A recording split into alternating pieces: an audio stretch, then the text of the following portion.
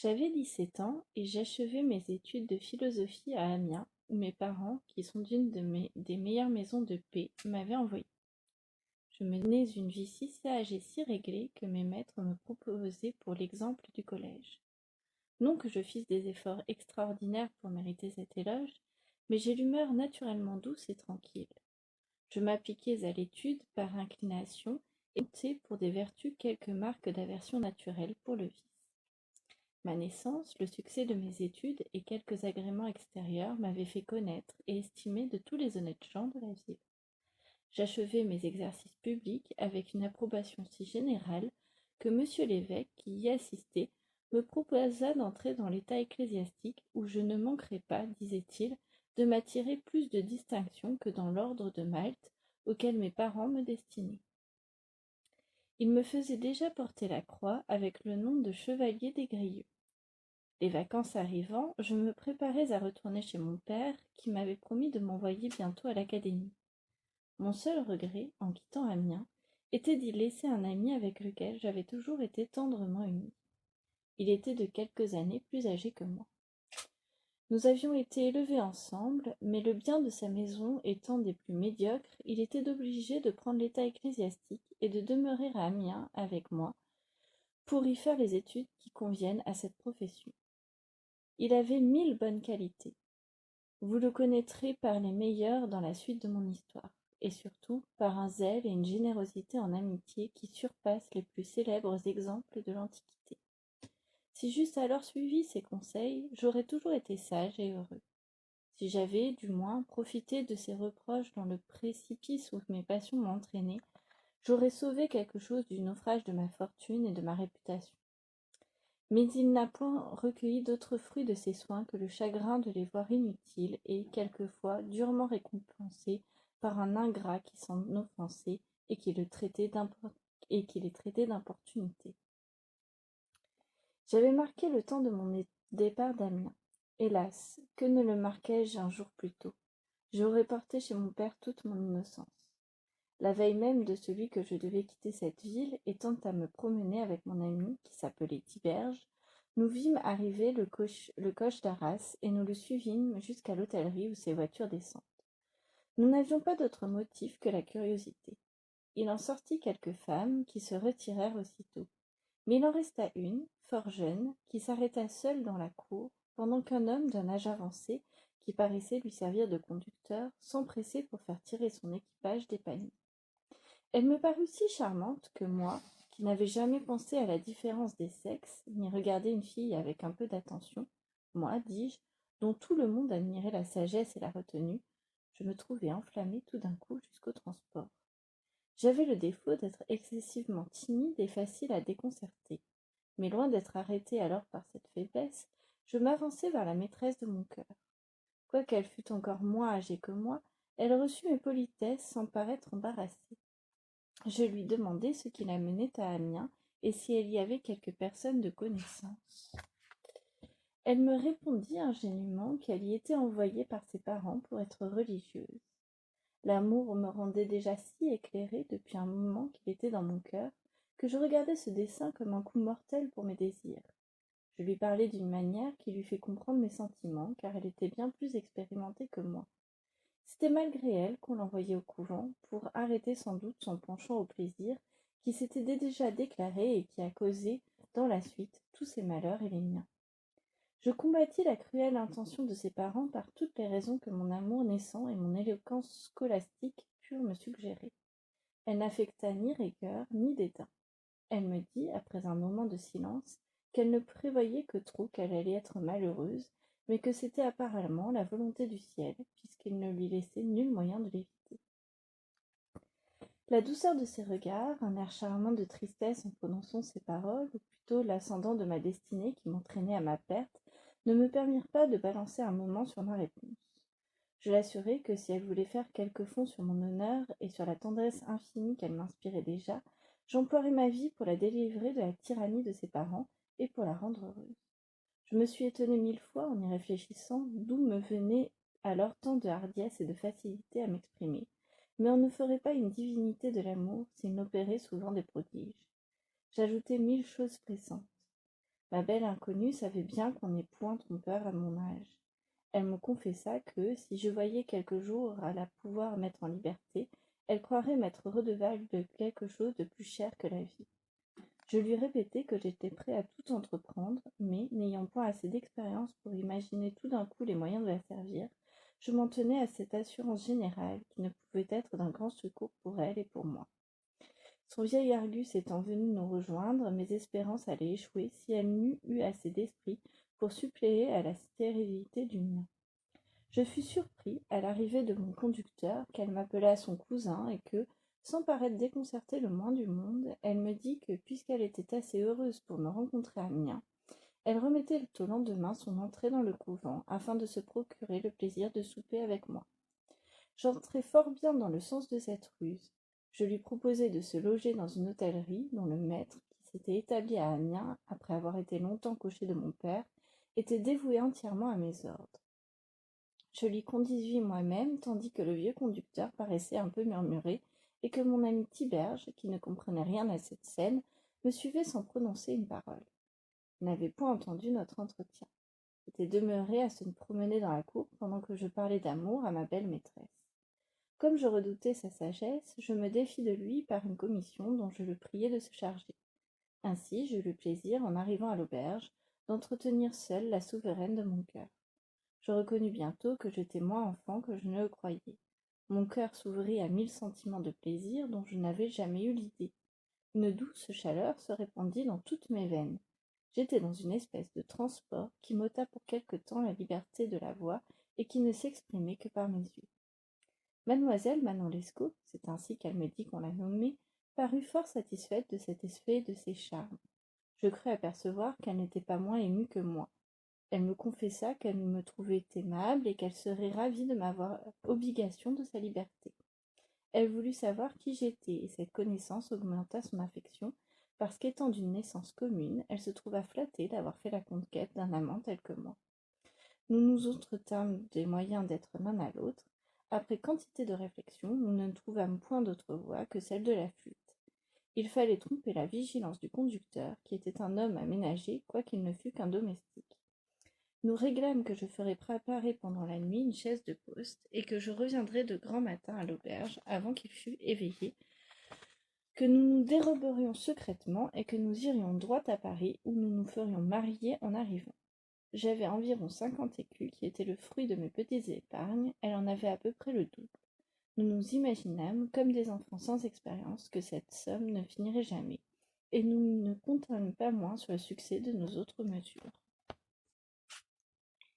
Après avoir soupé avec plus de satisfaction que je n'en avais jamais ressenti, je me retirai pour exécuter notre projet. Mes arrangements furent d'autant plus faciles qu'ayant eu dessein de retourner le lendemain chez mon père, mon petit équipage était déjà préparé. Je n'eus donc nulle peine à faire transporter ma malle et à faire tenir une chaise prête pour 5 heures du matin, qui était le temps où les portes de la ville devaient être ouvertes. Mais je trouvai un obstacle dont je ne me défiais point et qui faillit de rompre entièrement mon dessein. Tiberge, quoique âgé seulement de 3 ans de plus que moi, était un garçon d'un sens mûr et d'une conduite fort réglée. Il m'aimait avec une tendresse extraordinaire. La vue d'une aussi jolie fille que mademoiselle Manon, mon empressement à la conduire et le soin que j'avais eu de me défaire de lui en l'éloignant, lui fit naître quelques soupçons de mon amour. Il n'avait osé revenir à l'auberge où il m'avait laissé, de peur de m'offenser par son retour, mais il était allé m'attendre à mon logis, où je le trouvai en arrivant, quoiqu'il fût 10 heures du soir. Sa présence me chagrina. Il s'aperçut facilement de la contrainte qu'elle me causait. Je suis sûr, me dit-il sans déguisement, que vous méditez quelque destin que vous me voulez cacher. Je le vois à votre air. Je lui répondis assez brusquement que je n'étais pas obligé de lui rendre compte de tous mes desseins. Non, reprit-il, mais vous m'avez toujours traité en ami, et cette qualité suppose un peu de confiance et d'ouverture.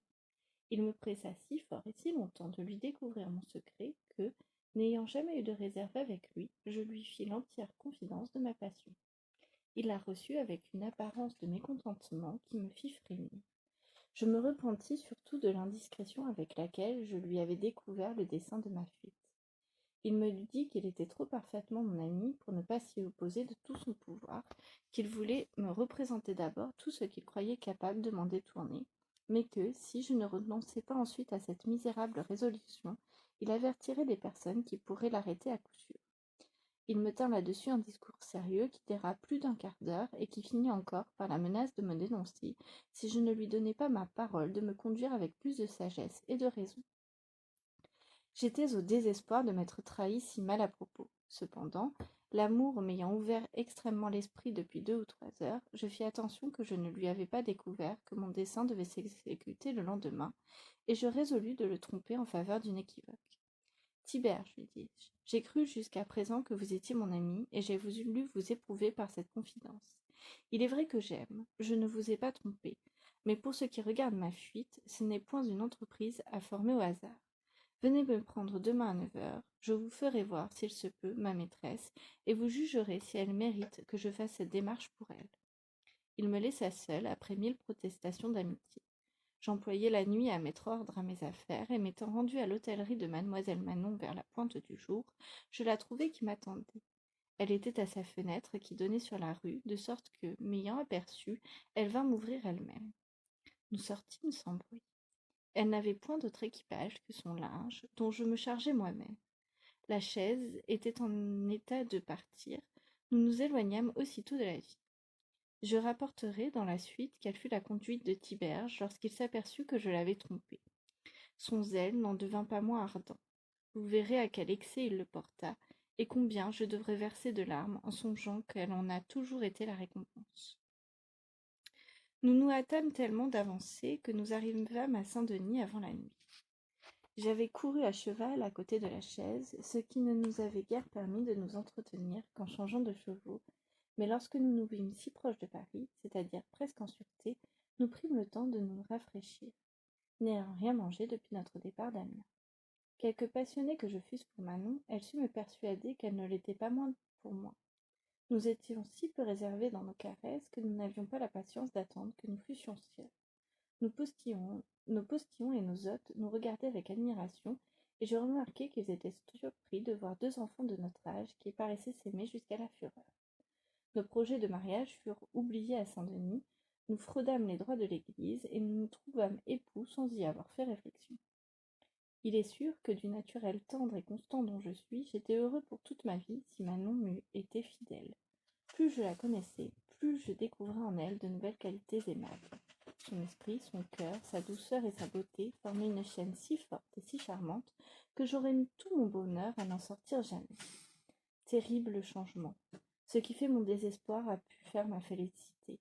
Je me trouve le plus malheureux de tous les hommes, par cette même constance dont je devais attendre le plus doux de tous les sorts et les plus parfaites récompenses de l'amour. Nous nous prîmes un appartement meublé à Paris, ce fut dans la rue V, et pour mon malheur, auprès de la maison de M. de B., célèbre fermier général. 3 semaines se passèrent, pendant lesquelles j'avais été si rempli de ma passion que j'avais peu songé à ma famille et au chagrin que mon père avait dû ressentir de mon absence. Cependant, comme la démoche n'avait nulle part à ma conduite, et que Manon se comportait aussi avec beaucoup de retenue, la tranquillité où nous vivions s'est servie à me faire rappeler peu à peu l'idée de mon devoir. Je résolus de me réconcilier, s'il était possible, avec mon père. Ma maîtresse était si aimable que je ne doutais point qu'elle ne pût lui plaire si je trouvais moyen de lui faire connaître sa sagesse et son mérite. En un mot, je me flattai d'obtenir de lui la liberté de l'épouser, ayant été désabusée de l'espérance de le pouvoir sans son consentement. Je communiquai ce projet à Manon, et je lui fis entendre qu'outre les motifs de l'amour et du devoir, celui de la nécessité pouvait y entrer aussi pour quelque chose, car nos fonds étaient extrêmement altérés, et je commençai à revenir de l'opinion qu'ils étaient inépuisables. Manon reçut froidement cette proposition. Cependant, les difficultés qu'elle y opposa n'étant prises que de sa tendresse même et de la crainte de me perdre, si mon père n'entrait point dans notre dessein après avoir connu le lieu de notre retraite, je n'eus pas le moindre soupçon du coup cruel qu'on se préparait à me porter. À l'objection de la nécessité, elle répondit qu'il nous restait encore de quoi vivre quelques semaines et qu'elle trouverait après cela des ressources dans l'affection de quelques parents à qui elle écrirait en province. Elle adoucit son refus par des caresses si tendres et si passionnées que moi, qui ne vivais que dans elle et qui n'avais pas la moindre défiance de son cœur, j'applaudis à toutes ses réponses et à toutes ses résolutions. Je lui avais laissé la disposition de notre bourse et le soin de payer notre dépense ordinaire. Je m'aperçus, peu après, que notre table était mieux servie et qu'elle s'était donné quelques ajustements d'un prix considérable. Comme je n'ignorais pas qu'il devait nous rester à peine 12 ou 15 pistoles, je lui marquai mon étonnement de cette augmentation apparente de notre opulence. Elle me pria, en riant, d'être sans embarras. Ne vous ai-je pas promis, me dit-elle, que je trouverais des ressources? Je l'aimais avec trop de simplicité pour m'alarmer facilement. Un jour que j'étais sortie l'après-midi et que je l'avais averti que je serais dehors plus longtemps qu'à l'ordinaire, je fus étonnée qu'à mon retour, on me fît attendre 2 ou 3 minutes à la porte. Nous n'étions servis que par une petite fille qui était à peu près de notre âge. Étant venue m'ouvrir, je lui demandai pourquoi elle avait tardé si longtemps. Elle me répondit d'un air embarrassé qu'elle ne m'avait pas entendu frapper. Je n'avais frappé qu'une fois. Je lui dis: Mais si vous ne m'avez pas entendu, pourquoi êtes-vous donc venu m'ouvrir? Cette question la déconcerta si fort que, n'ayant point assez de présence d'esprit pour y répondre, elle se mit à pleurer en m'assurant que ce n'était point sa faute et que madame lui avait défendu d'ouvrir la porte jusqu'à ce que M de B fût sorti par l'autre escalier qui répondait au cabinet. Je demeurai si confus que je n'eus point la force d'entrer dans l'appartement. Je pris le parti de descendre sous prétexte d'une affaire, et j'ordonnai à cet enfant de dire à sa maîtresse que je retournerais dans le moment, mais de ne pas faire connaître qu'elle m'eût parlé de M de B. Ma consternation fut si grande que je versai des larmes en descendant l'escalier, sans savoir encore de quel sentiment elles partaient. J'entrai dans le premier café et m'y étant assis près d'une table, j'appuyai la tête sur mes 2 mains pour y développer ce qui se passait dans mon cœur. Je n'osais rappeler ce que je venais d'entendre. Je voulais le considérer comme une illusion, et je fus près 2 ou 3 fois de retourner au logis sans marquer que j'y eusse fait attention. Il me paraissait si impossible que Manon m'eût trahi que je craignais de lui faire injure en la soupçonnant. Je l'adorais, cela était sûr. Je ne lui avais pas donné plus de preuves d'amour que je n'en avais reçu d'elle. Pourquoi l'aurais-je accusée d'être moins sincère et moins constante que moi? Quelle raison aurait-elle eu de me tromper? Il n'y avait que 3 heures qu'elle m'avait accablé de ses plus tendres caresses et qu'elle avait reçu les miennes avec transport. Je ne connaissais pas mieux mon cœur que le sien. Non, non, repris-je, il n'est pas possible que Manon me trahisse. Elle n'ignore pas que je ne vis que pour elle. Elle sait trop bien que je l'adore. Ce n'est pas là un sujet de me haïr. Cependant, la visite et la sortie furtive de M de B me causaient de l'embarras. Je rappelai aussi les petites acquisitions de Manon qui me semblaient surpasser nos richesses précédentes. Cela paraissait sentir les libéralités d'un nouvel amant, et cette confiance qu'elle m'avait marquée pour des ressources qui m'étaient inconnues, j'avais peine à donner à tant d'énigmes un sens aussi favorable que mon cœur le souhaitait. D'un autre côté, je ne l'avais presque pas perdu de vue depuis que nous étions à Paris. Occupation, promenade, divertissement, nous avions toujours été l'un à côté de l'autre. Mon Dieu, un instant de séparation nous aurait trop affligés. Il fallait nous dire sans cesse que nous nous aimions. Nous serions morts d'inquiétude sans cela. Je ne pouvais donc m'imaginer presque un seul moment où Manon puisse être occupée d'un autre que moi. À la fin, je crus avoir trouvé le dénouement de ce mystère. M de B, dis-je en moi-même, est un homme qui fait de grosses affaires et qui a de grandes relations. Les parents de Manon se seront servis de cet homme pour lui faire tenir quelque argent. Elle en a peut-être déjà reçu de lui. Il est venu aujourd'hui lui en apporter encore. Elle s'est fait sans doute un jeu de me le cacher pour me surprendre agréablement. Peut-être m'en aurait-elle parlé si j'étais rentrée à l'ordinaire, au lieu de venir ici m'affliger. Elle ne me le cachera pas, du moins, lorsque je lui en parlerai moi-même. Je me remplis si fortement de cette opinion qu'elle eut la force de diminuer beaucoup ma tristesse. Je retournai sur le champ au logis. J'embrassai Manon avec ma tendresse ordinaire. Elle me reçut fort bien. J'étais tentée d'abord de lui découvrir mes conjonctures, que je regardais plus que jamais comme certaines. Je me retins dans l'espérance qu'il lui arriverait peut-être de me prévenir en m'apprenant tout ce qui s'était passé. On nous servit à souper. Je me mis à table d'un air fort gai. Mais à la lumière de la chandelle qui était entre elle et moi, je crus apercevoir de la tristesse sur le visage et dans les yeux de ma chère maîtresse. Cette pensée m'en inspira aussi. Je remarquai que ses regards s'attachaient sur moi d'une autre façon qu'ils n'avaient accoutumé. Je ne pouvais démêler si c'était de l'amour ou de la compassion, quoiqu'il me parût que c'était un sentiment doux et languissant. Je la regardai avec la même intention, et peut-être n'avait-elle pas moins de peine à juger de la situation de mon cœur par mes regards. Nous ne pensions ni à parler, ni à manger. Enfin, je vis tomber des larmes de ses beaux yeux. Perfide larmes. Ah Dieu, m'écriai-je, vous pleurez, ma chère Manon? Vous êtes affligée jusqu'à pleurer, et vous ne me dites pas un seul mot de vos peines? Elle ne me répondit que par quelques soupirs qui augmentèrent mon inquiétude. Je me levai en tremblant, je la conjurai avec tous les empressements de l'amour de me découvrir le sujet de ses pleurs. J'en versai moi-même en essuyant les siens. J'étais plus mort que vif. Un barbare aurait été attendri des témoignages de ma douleur et de ma crainte. Dans le temps que j'étais ainsi tout occupé d'elle, j'entendis le bruit de plusieurs personnes qui montaient l'escalier. On frappa doucement à la porte. Manon me donna un baiser, et s'échappant de mes bras, elle entra rapidement dans le cabinet, qu'elle ferma aussitôt sur elle. Je me figurai qu'étant un peu en désordre, elle voulait se cacher aux yeux des étrangers qui avaient frappé. J'allais leur ouvrir moi-même. À peine avais-je ouvert que je me vis saisir par 3 hommes, que je reconnus pour les laquais de mon père. Ils ne me firent point de violence, mais 2 d'entre eux m'ayant pris par les bras, le troisième visita mes poches, dont il tira un petit couteau qui était le seul fer que j'eusse sur moi. Ils me demandèrent pardon de la nécessité où ils étaient de me manquer de respect. Ils me dirent naturellement qu'ils agissaient par l'ordre de mon père, et que mon frère aîné m'attendait en bas dans un carrosse. J'étais si troublée que je me laissai conduire sans résister et sans répondre. Mon frère était effectivement à m'attendre. On me mit dans le carrosse auprès de lui, et le cocher, qui avait ses ordres, nous conduisit à grand train jusqu'à Saint-Denis. Mon frère m'embrassa tendrement, mais il ne me parla point, de sorte que j'eus tout le loisir dont j'avais besoin pour rêver à mon infortune. Je trouvai d'abord tant d'obscurité que je ne voyais pas de jour à la moindre conjecture. J'étais trahi cruellement. Mais par qui? Tiberge fut le premier qui me vint à l'esprit. Traître, disais-je, c'est fait de ta vie si mes soupçons se trouvent justes.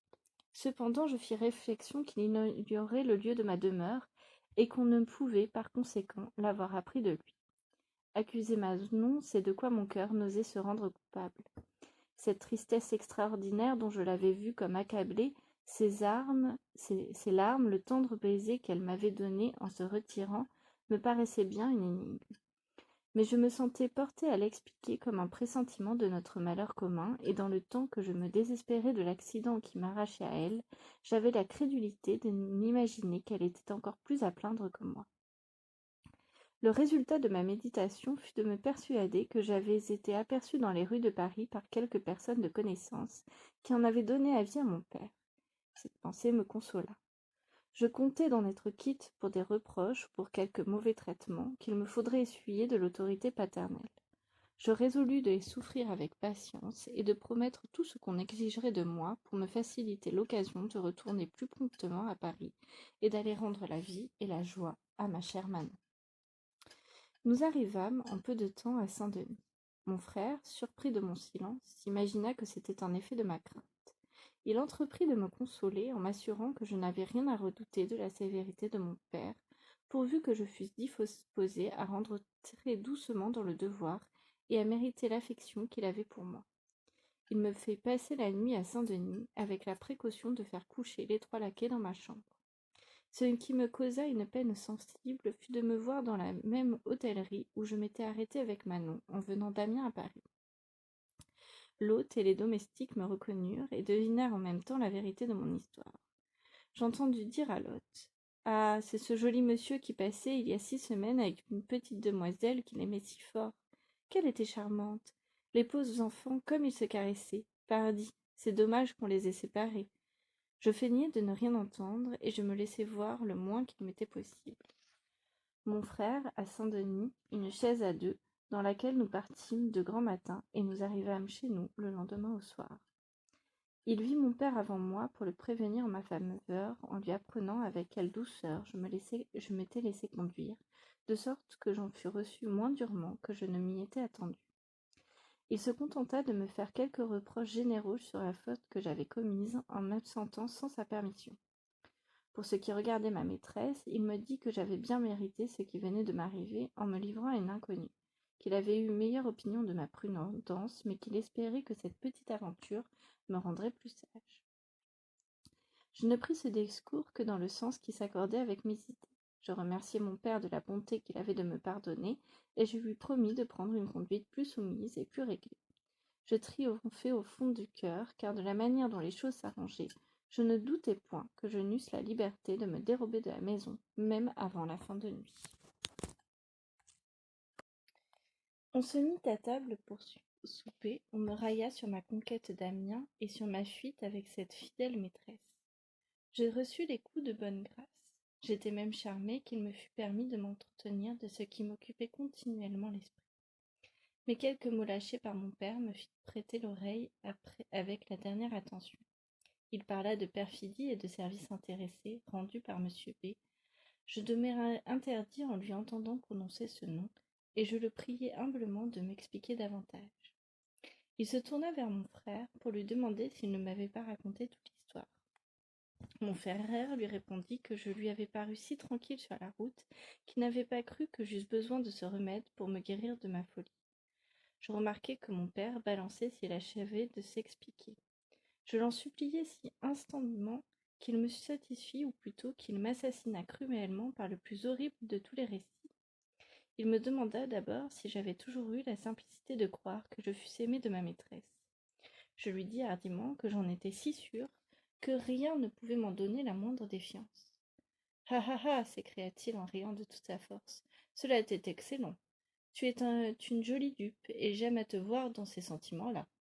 C'est grand dommage, mon pauvre chevalier, de te faire entrer dans l'ordre de Malte, puisque tu as tant de disposition à faire un mari patient et commode. » Il ajouta 1000 railleries de cette force sur ce qu'il appelait ma sottise et ma crédulité. Enfin, comme je demeurais dans le silence, il continua de me dire que, suivant le calcul qu'il pouvait faire du temps depuis mon départ d'Amiens, Manon m'avait aimé environ 12 jours. Car, ajouta-t-il, je sais que tu partis d'Amiens le 28 de l'autre mois. Nous sommes au 29 du présent. Il y en a 11 que M. B. m'a écrit.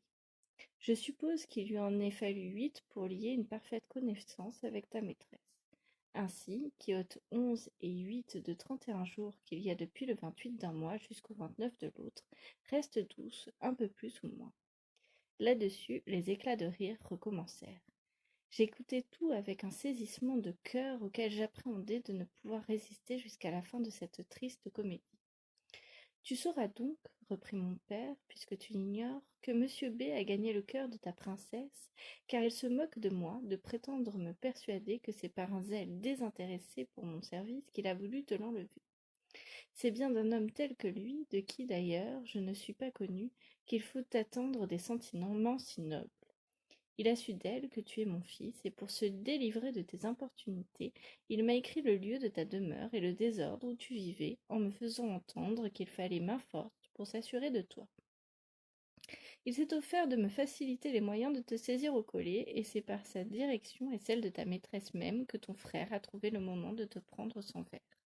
Félicite-toi maintenant de la durée de ton triomphe. Tu sais vaincre assez rapidement, chevalier, mais tu ne sais pas conserver tes conquêtes. Je n'eus pas la force de soutenir plus longtemps un discours dont chaque mot m'avait percé le cœur. Je me levai de table, et je n'avais pas fait 4 pas pour sortir de la salle que je tombai sur le plancher, sans sentiment et sans connaissance. On me les rappela par de prompts secours.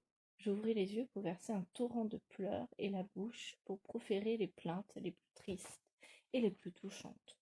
Mon père, qui m'a toujours aimé tendrement, s'employa avec toute son affection pour me consoler. Je l'écoutai, mais sans l'entendre. Je me jetai à ses genoux, je le conjurai en joignant les mains de me laisser retourner à Paris pour aller poignarder B. Non, disais-je, il n'a pas gagné le cœur de Manon, il lui a fait violence, il l'a séduite par un charme ou par un poison, il a peut-être forcé brutalement. Manon m'aime, ne le sais-je pas bien? Il l'aura menacée, le poignard à la main, pour la contraindre de m'abandonner. Que n'aurait-il pas fait pour me ravir une si charmante maîtresse? Ô Dieu, Dieu, serait-il possible que Manon m'eût trahi et qu'elle eût cessé de m'aimer? Comme je parlais toujours de retourner promptement à Paris, et que je me levais même à tout moment pour cela, mon père vit bien que, dans le transport où j'étais, rien ne serait capable de m'arrêter. Il me conduisit dans une chambre haute, où il laissa 2 domestiques avec moi pour me garder à vue. Je ne me possédais point. J'aurais donné 1000 vies pour être seulement un quart d'heure à Paris. Je compris que, m'étant déclaré si ouvertement, on ne me permettrait pas aisément de sortir de ma chambre. Je mesurai des yeux la hauteur des fenêtres. Ne voyant nulle possibilité de m'échapper par cette voie, je m'adressai doucement à mes 2 domestiques. Je m'engageai, par 1000 serments, à faire un jour leur fortune, s'ils voulaient consentir à mon évasion. Je les pressai, je les caressai, je les menaçai, mais cette tentative fut encore inutile.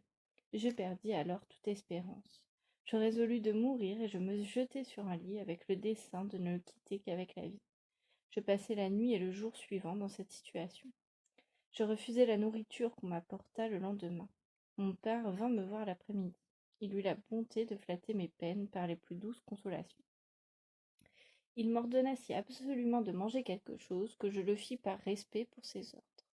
Quelques jours se passèrent, pendant lesquels je ne pris rien qu'en sa présence et pour lui obéir. Il continuait toujours de m'apporter les raisons qui pouvaient me ramener au bon sens et m'inspirer de mépris pour l'infidèle Manon. Il est certain que je ne l'estimais plus. Comment aurais-je estimé la plus volage et la plus perfide de toutes les créatures? Mais son image, ces traits charmants que je portais au fond du cœur, y subsistaient toujours.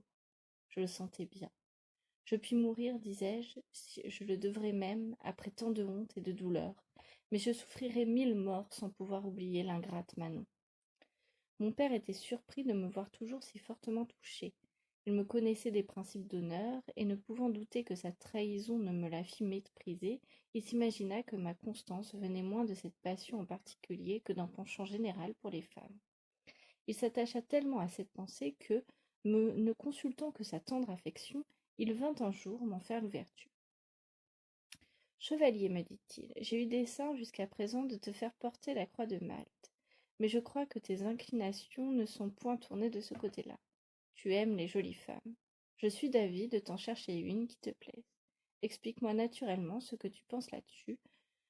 Je lui répondis que je ne mettais plus de distinction entre les femmes, et qu'après le malheur qui venait de m'arriver, je les détestais toutes également. Je t'en chercherai une, reprit mon père en souriant, qui ressemblera à Manon et qui sera plus fidèle. Ah, si vous avez quelque bonté pour moi, lui dis-je, c'est elle qu'il faut me rendre. Soyez sûr, mon cher père, qu'elle ne m'a point trahi. Elle n'est pas capable d'une si noire et si cruelle lâcheté. C'est le perfide B qui nous trompe, vous, elle et moi. Si vous saviez combien elle est tendre et sincère, si vous la connaissiez, vous l'aimeriez vous-même. Vous êtes un enfant, répartit mon père. Comment pouvez-vous vous aveugler jusqu'à ce point après ce que je vous ai raconté d'elle? C'est elle-même qui vous a livré à votre frère. Vous devriez oublier jusqu'à son nom et profiter, si vous êtes sage, de l'indulgence que j'ai pour vous. Je reconnaissais trop clairement qu'il avait raison. C'était un mouvement involontaire qui me faisait prendre ainsi le parti de mon infidèle. Hélas, repris-je après un moment de silence, il n'est que trop vrai que je suis le malheureux objet de la plus lâche de toutes les perfidies. Oui, continuai-je en versant des larmes de dépit, je vois bien que je ne suis qu'un enfant. Ma crédulité ne leur coûtait guère à tromper, mais je sais bien ce que j'ai à faire pour me venger. Mon père voulut savoir quel était mon dessein. J'irai à Paris, lui dis-je, je mettrai le feu à la maison de B, et je le brûlerai tout vif avec la perfide Manon. Cet emportement fit rire mon père, et ne servit qu'à me faire garder plus étroitement dans ma prison. J'y passai 6 mois entiers, pendant le premier desquels il y eut peu de changement dans mes dispositions. Tous mes sentiments n'étaient qu'une alternative perpétuelle de haine et d'amour, d'espérance ou de désespoir, selon l'idée sous laquelle Manon s'offrait à mon esprit. Tantôt je me considérais en elle que la plus aimable de toutes les filles, et je languissais du désir de la revoir. Tantôt je n'y apercevais qu'une lâche et perfide maîtresse, et je faisais 1000 serments de ne la chercher que pour la punir. On me donna des livres qui servirent à rendre un peu de tranquillité à mon âme. Je relus tous mes auteurs, j'acquis de nouvelles connaissances, je repris un goût infini pour l'étude. Vous verrez de quelle utilité il me fut dans la suite. Les lumières que je devais à l'amour me firent trouver de la clarté dans quantité d'endroits d'Horace et de Virgile qui m'avaient paru obscurs auparavant. Je fis un commentaire amoureux sur le 4e livre de l'Énéide. Je le destine à voir le jour, et je me flatte que le public en sera satisfait. Hélas, disais-je en le faisant, c'était un cœur tel que le mien qu'il fallait à la fidèle, dit-on. Tiberge vint me voir un jour dans ma prison. Je fus surpris du transport avec lequel il m'embrassa. Je n'avais point encore eu de preuve de son affection qui pusse me le faire regarder autrement que comme une simple amitié de collège, telle que se forme entre deux jeunes gens qui sont à peu près du même âge. Je le trouvais si changé et si formé depuis 5 ou 6 mois que j'avais passé sans le voir, que sa figure et le ton de son discours m'inspirèrent du respect. Il me parla en conseiller sage plutôt qu'en ami d'école.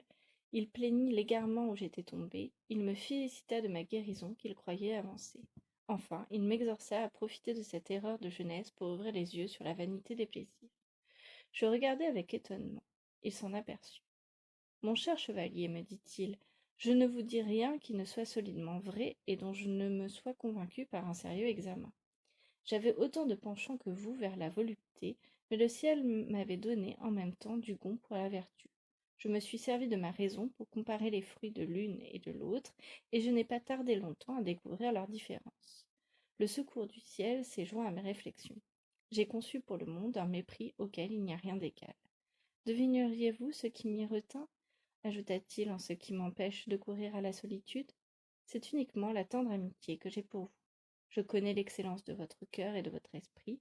Il n'y a rien de bon dont vous ne puissiez vous rendre capable. Le poison du plaisir vous a fait écarter du chemin. Quelle perte pour la vertu! Votre fuite, Damien, m'a causé tant de douleur que je n'ai pas goûté depuis un seul moment de satisfaction. Jugez-en par les démarches qu'elle m'a fait faire.